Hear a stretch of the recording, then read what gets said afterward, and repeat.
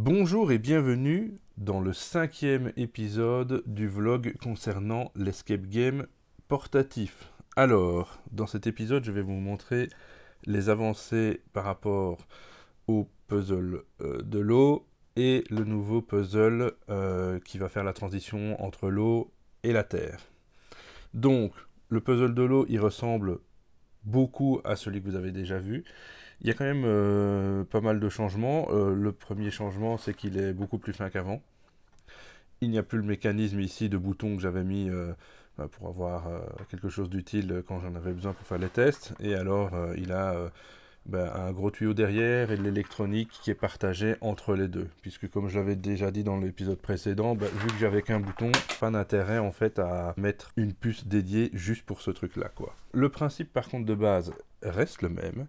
On va mettre de l'eau primordiale et du mana ici dans le système, et après en fait on va envoyer tout ça pour aller entre guillemets manipuler le puzzle de l'essence de la Terre. C'est grâce à cette énergie là qu'on aura accès, qu'on va débloquer. Et donc le puzzle ici, il va consister à donner les bonnes proportions d'eau, donner la bonne puissance d'eau jusqu'à ce que le système soit opérationnel et puisse faire passer les joueurs à la suite. Je vais d'abord bouger en fait le curseur qui va mélanger l'eau et l'eau primordiale.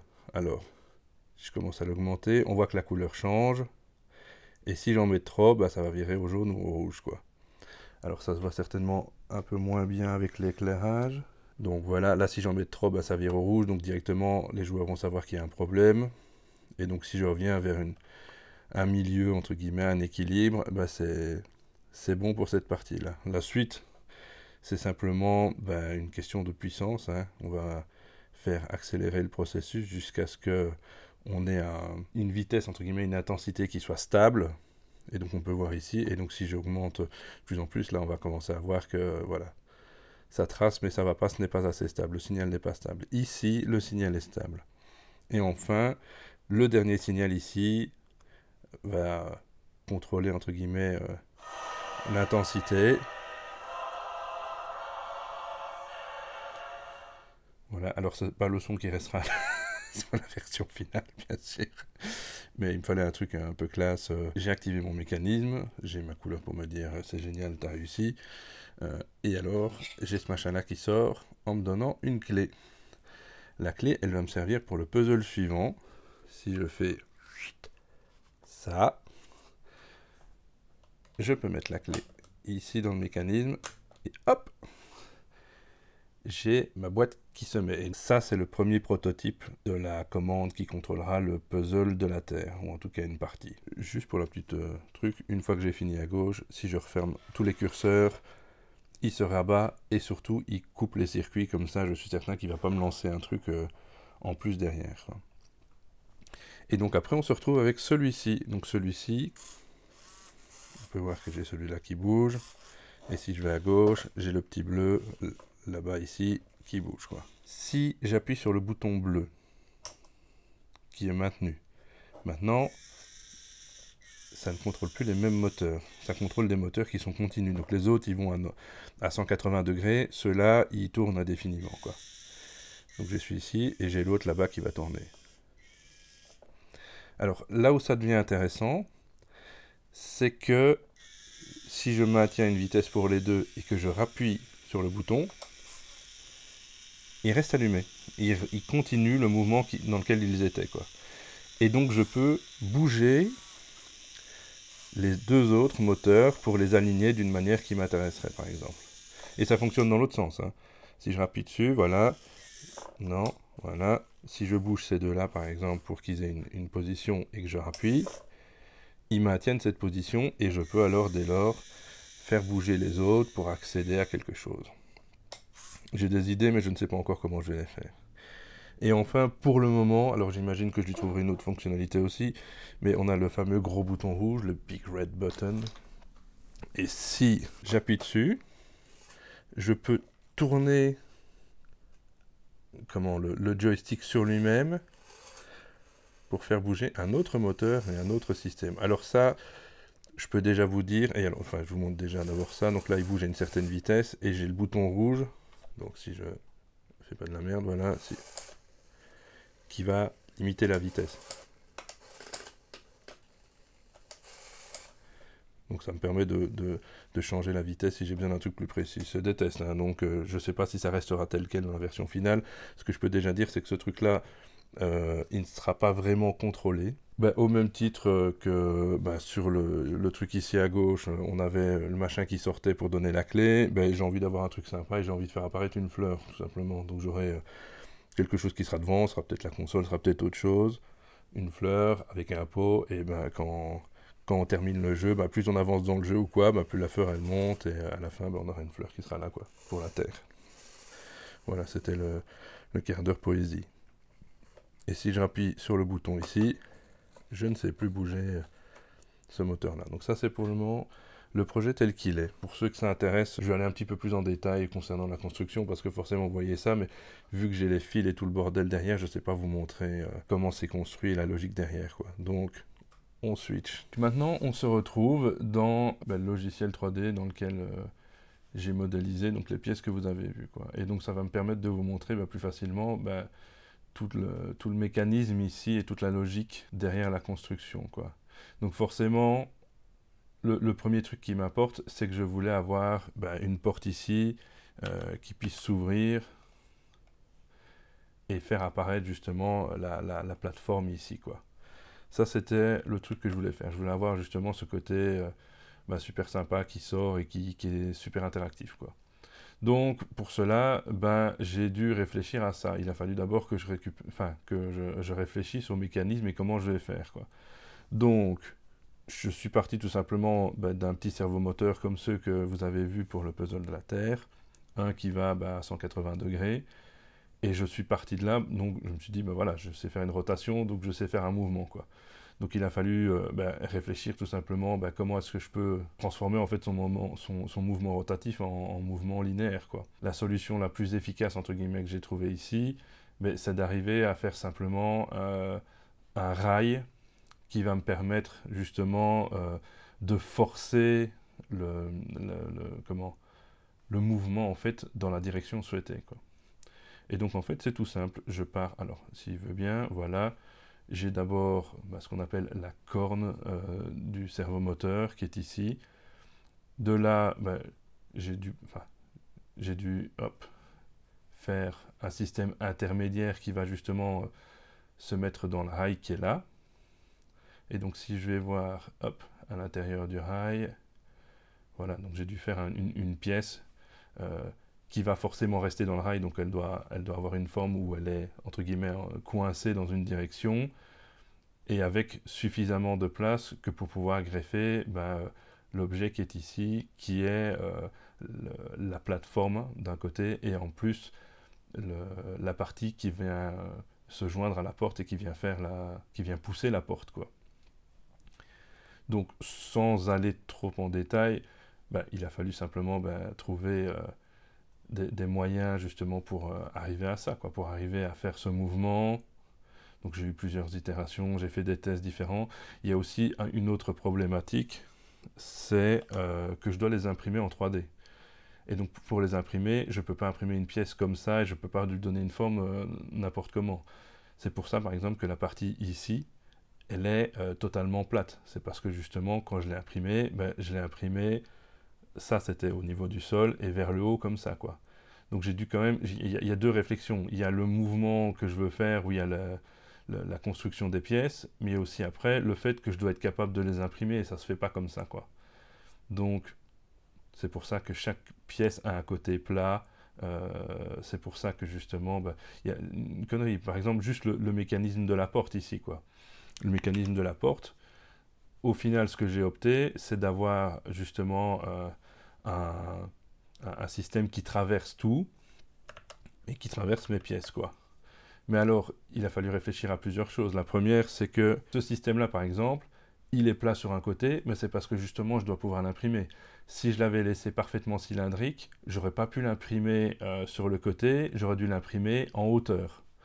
Le problème, c'est que en impression 3D, la force, si vous voulez, qui relie les couches entre elles, est moins importante qu'une couche qui est faite d'une pièce à plat, quoi. Et donc ça, c'est important quand quand on réfléchit à la création des pièces, c'est que, ok, où est-ce qu'elles vont être les tensions, bah, comment est-ce que je devrais imprimer ma pièce, justement pour préserver un maximum de solidité. Donc c'est pour ça qu'elle a un côté plat, c'est parce que j'ai dû l'imprimer à plat, quoi.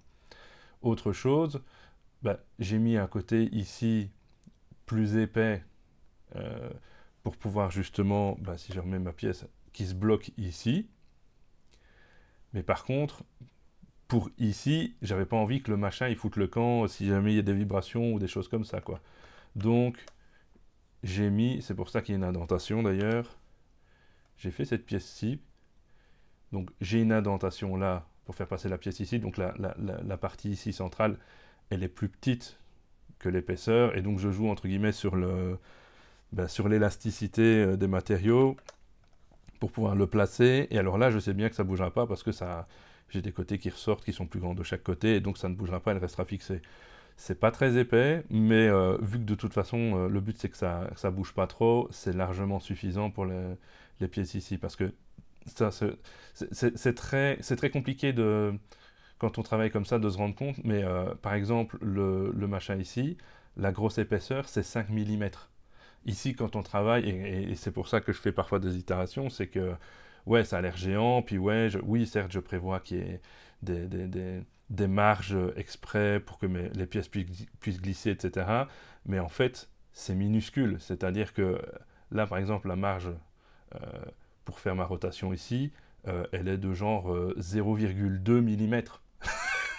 Alors, quand on travaille comme ça, ouais, la première porte, en fait, j'avais des dimensions qui étaient un peu off. Hein, typiquement, la barre centrale, là, elle faisait genre 1 ou 2 mm d'épaisseur et j'avais pas capté plus loin que ça parce que forcément, je travaille comme ça, tout proche, avec des tolérances assez petites. Et puis, quand tu le construis, tu dis, ah, c'est quand même vachement petit comme truc, quoi.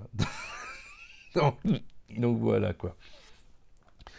Et, ce que je peux montrer, c'est qu'il y a des choses aussi qu'on ne voit pas. Hein. Par exemple, si je back cette pièce-ci, ben, j'avais prévu de mettre des LED ici. Ben oui, mais alors si je mets des LED, c'est que je dois avoir un endroit qui doit être dédié pour les mettre. Et après, ben, il faut que je réfléchisse aussi à plusieurs choses. D'une part, ben, je vais remettre une pièce par-dessus et donc il faut qu'elle puisse s'emboîter. C'est pour ça qu'il y a des trous. Hein, si je remets la pièce et que je la bouge. Alors non, pas la face, je veux toute la pièce, bonhomme. Si je remets la pièce et que je la bouge, ben forcément, j'ai aussi des extrusions ici qui viennent se mettre dans les tuyaux, enfin dans les tubes ici, en sachant qu'elles n'ont pas exactement le même diamètre, sinon ça passera pas, il faut qu'elles soient un tout petit peu plus petites, enfin voilà, tout ça c'est des détails, mais c'est des détails qui sont importants. Genre ici pour le haut-parleur, une connerie, mais la première version que j'ai faite, elle était bonne pour le haut-parleur, mais en fait si on regarde sur le vrai haut-parleur, hop, là en dessous j'ai les câbles qui sortent. Alors c'est une connerie, mais ils sont suffisamment épais que pour ne pas pouvoir passer comme ça. C'est pour ça que on peut voir ici qu'il y a un trou beaucoup plus important. C'est parce que j'ai dû prévoir de la marge pour les câbles. Et, et voilà quoi. Ce que je n'ai pas montré, c'est la partie ici. Donc ça, c'est le nouveau tuyau. Alors on peut voir qu'il a un côté plat.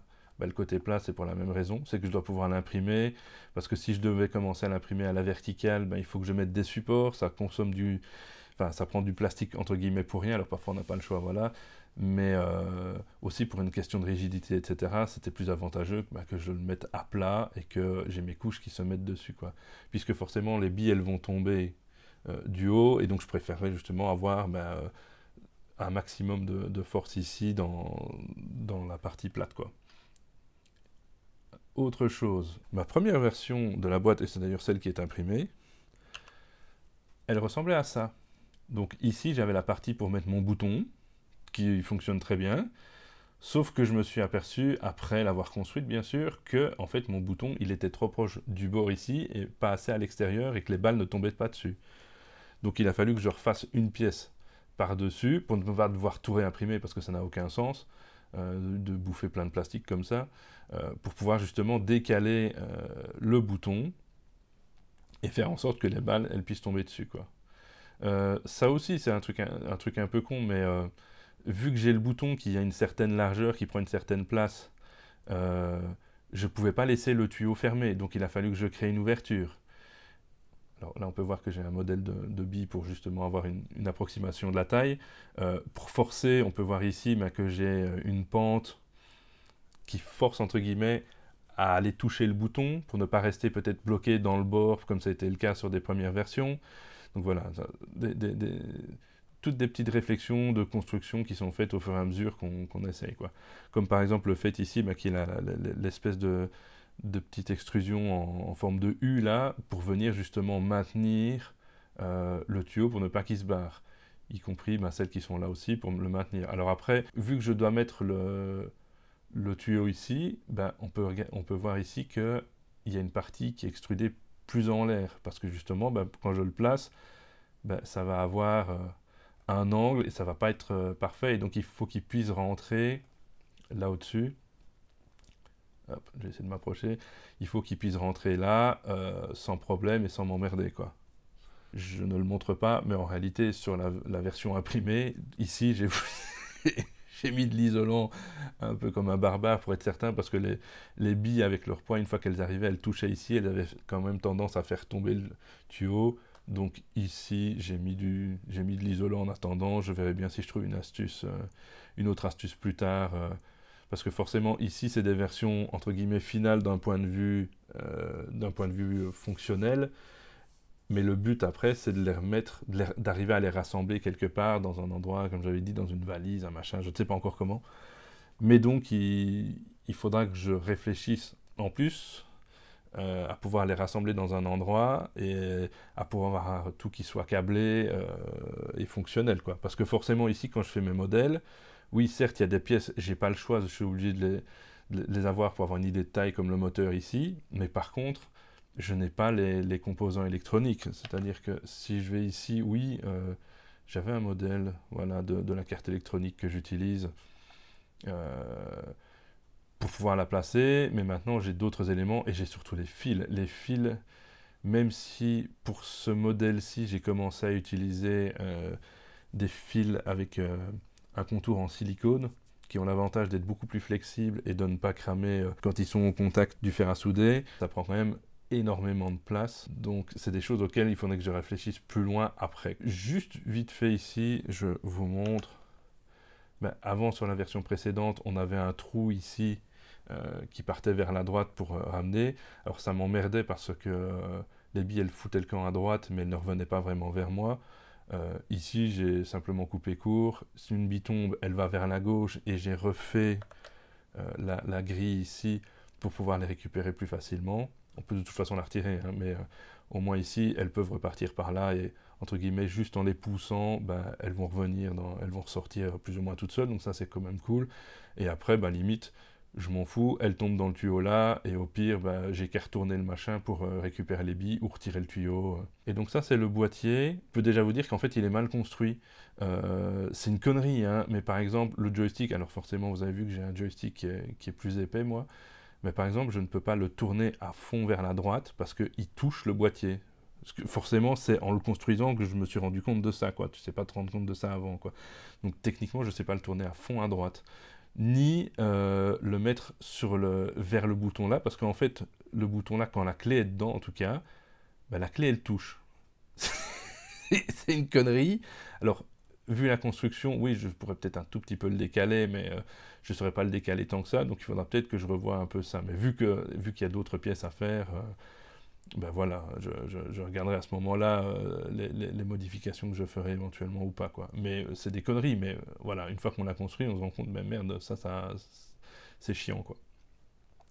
Ce truc-là, c'est juste un test, je sais pas si ça y sera, mais vu que c'est le puzzle de la Terre, voilà, il y a ce côté un petit peu chamanique, tribal, que j'ai envie de faire un peu ressortir, et donc ça, c'était juste pour voir si je pouvais faire une structure que je ferais bouger, soit avec un mécanisme à la main comme ceux que j'avais montré dans les vidéos précédentes, ou avec un moteur pour faire justement bouger ça, aller rechercher une pièce derrière. Donc ça c'est juste un test. Mais voilà, comme ça vous avez vu un petit peu toutes les avancées, et donc je reviendrai prochainement avec ce que sera devenu le puzzle de la Terre, puis Terre-Feu, puis Feu, puis Finale. À mon avis, ce sera un truc comme ça. Voilà. Eh ben, je vous souhaite une belle journée et à bientôt. Salut, hein.